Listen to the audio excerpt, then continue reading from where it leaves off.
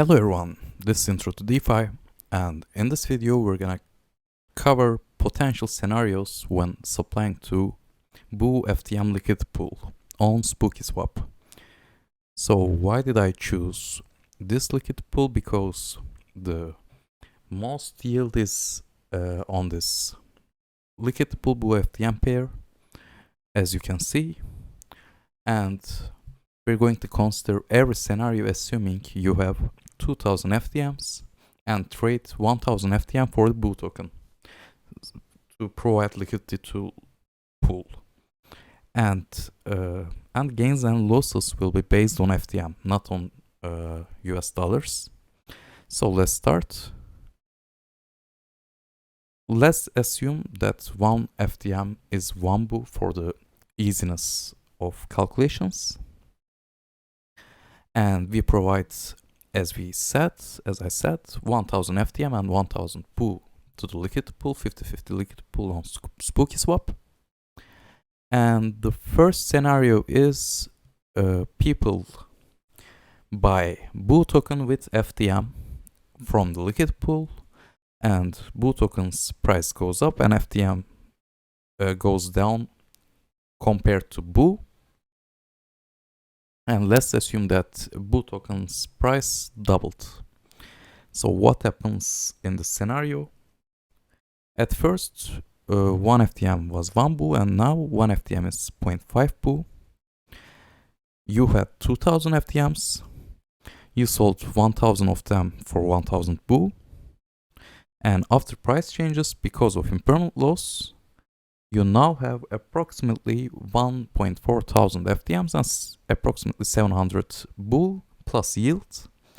So you now have 2.8k FTM plus yield. So this is the best scenario for you if you start with FTM and buy Boo with it, because even though there is impermanent loss, you are gaining from the Boo buying. You are making a profit from buying Boo.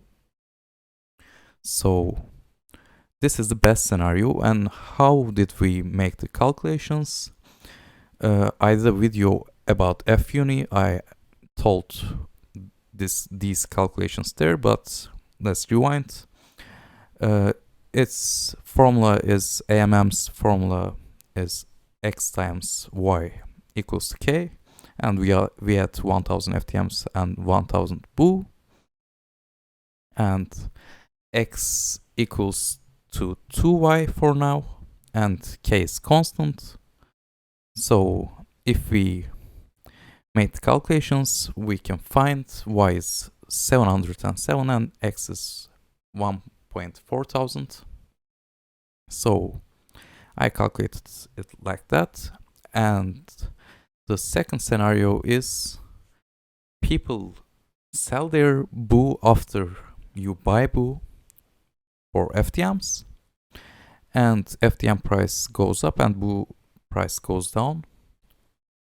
And let's assume that Boo price goes down halfway.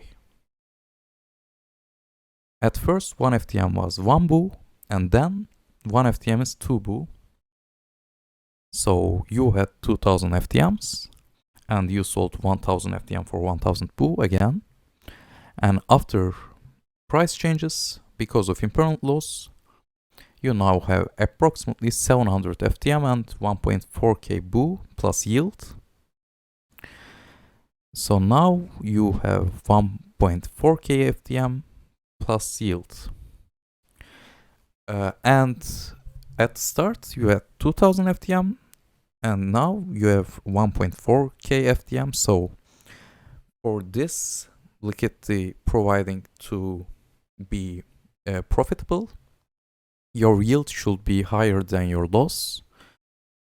And I will put a link in the description about impermanent loss calculator, so you can make your calculations there too. And the third scenario is the price doesn't change, and this happens so rarely in crypto because this space is so fast, moving so fast, but for you to see what happens when a price doesn't change, let's go through it. Let's assume that again 1 FTM equals to 1 BU, and it's the same, and there's no change in your liquidity pool because price didn't change, but there's yield, so you are farming BU tokens while the price doesn't change. So it's a good scenario for you. No matter what, if price doesn't change, you will make profit. And you have 2000 FTM plus yield. You had 2000 FTM, now you have yield too. And the scenario 4, this is the worst case scenario, that if there's something like rug pull, or maybe developers have a fight and one of them want to sell all of their tokens, or something like that, you get what I mean. And let's assume that now 100,000 BU equals to 1 FTM. So there's a huge price change. And again, at first you had 2000 FTM and you sold 1000 FTM for 1000 BU. And now you have approximately 3 FTMs, 3.16 FTMs and 600,000 BUs. Because there's a rug pull and plus yield, but yield won't mean anything for you because yield is calculated based on BU token, and now BU token is worthless in this scenario. And you had 2000 FTMs, but now you have 6 FTMs plus yield. So this is a hell scenario for you. And to conclude it, if BU token price goes up, you have more FTMs plus you have yield, so this is the best scenario for you. If BU price goes down, yield should be higher than impermanent loss for this farming to be profitable for you. If BU crabs, this is free yield is free for you, so this is a good scenario as well. If BU demolishes, your pool got demolishes as well, so this is the worst case scenario for you. And now I'm gonna show you how to farm in the pool. I already made a video about how to supply liquidity in the Spooky Swap. Now I'm gonna show how to farm. So this is a Spooky Swap finance, and this is a decentralized exchange, and I made a video about it. If you want to know more about Spooky Swap, you can watch that video. And I already supplied to USDC FTM pool in that video. And how to farm, you just go to farm and find your pool. This is our pool, USDC WFTM, and you can see the spookiness of the pool. The spookiness means that, for example, if you provide to this liquid pool WFTM BU LP, you will profit 5 times more than FUSDT WFTM pool because its spookiness is 5 times more, etc. And this is our pool. Let's go here, approve the stake, and confirm. Yes, you can spend my liquid tokens. And let's wait a little bit. Yes. And now you confirm